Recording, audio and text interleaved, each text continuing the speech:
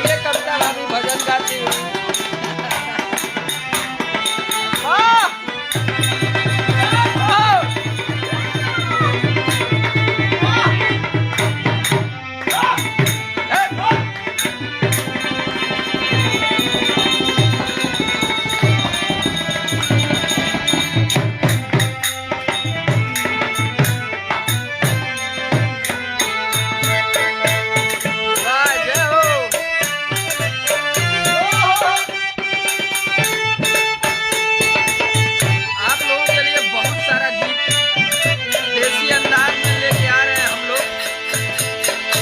तैयारी चल रही है तो तैयार हो जाइए एकदम बम्पर तरीके से। फिर से एक बार देसी वही गांव की खुशबू। आइए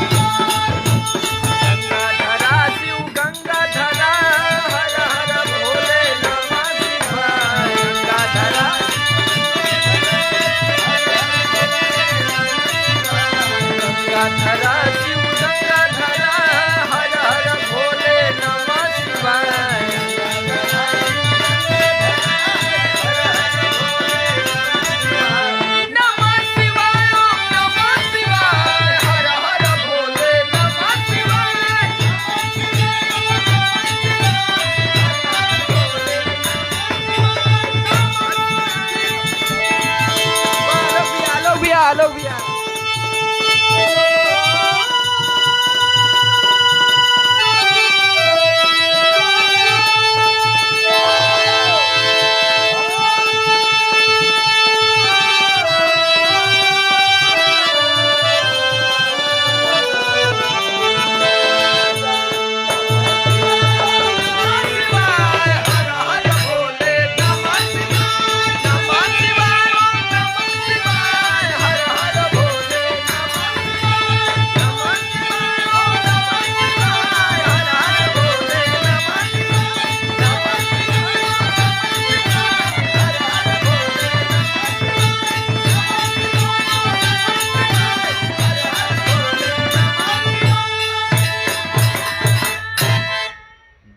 जय हो।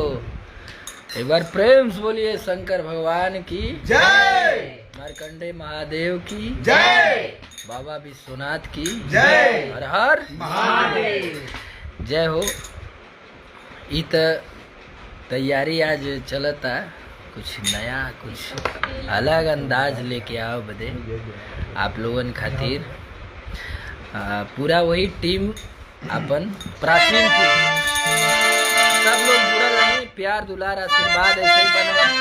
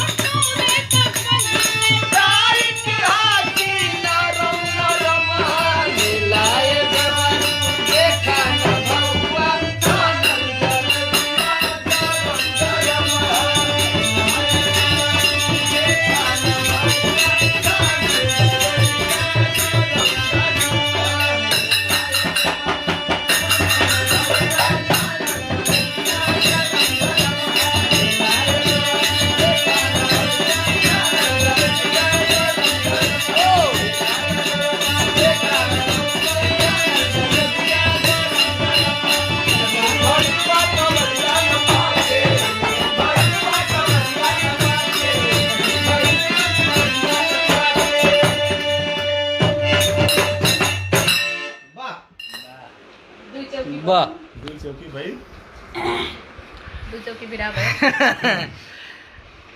कैसे हैं आप लोग? कल के बाद आप लोग कल रिकॉर्डिंग करेंगे हम लोग।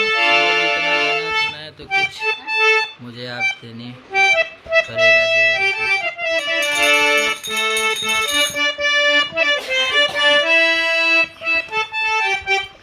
बहुत अच्छे अच्छे गीत आलोक भैया ने तैयार किया हुआ है और आप लोगों के लिए सरप्राइज होगा, तो तैयार रहिए आप लोग। जय हो।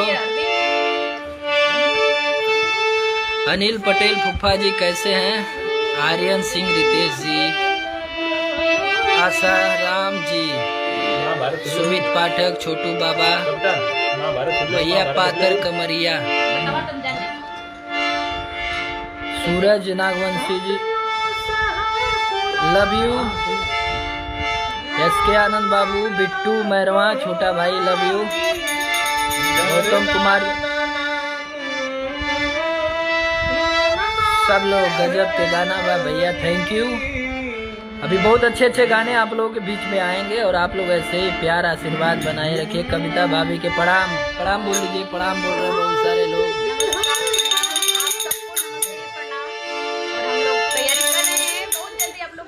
हाँ अभी आज प्रणाम, हर हर महादेव। कैसे डबल आप लोग? मनोज एक साथ आज हैं। डबल मनोज ये मनोज एक साथ। ढोलक वाले मनोज भैया। आप लोग इनको तो जानते ही होंगे। हेलो सर, हेलो सर।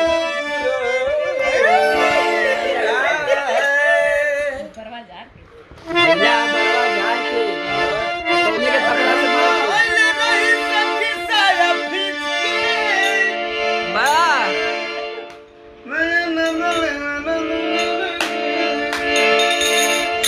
तो अभी तैयारी चलता।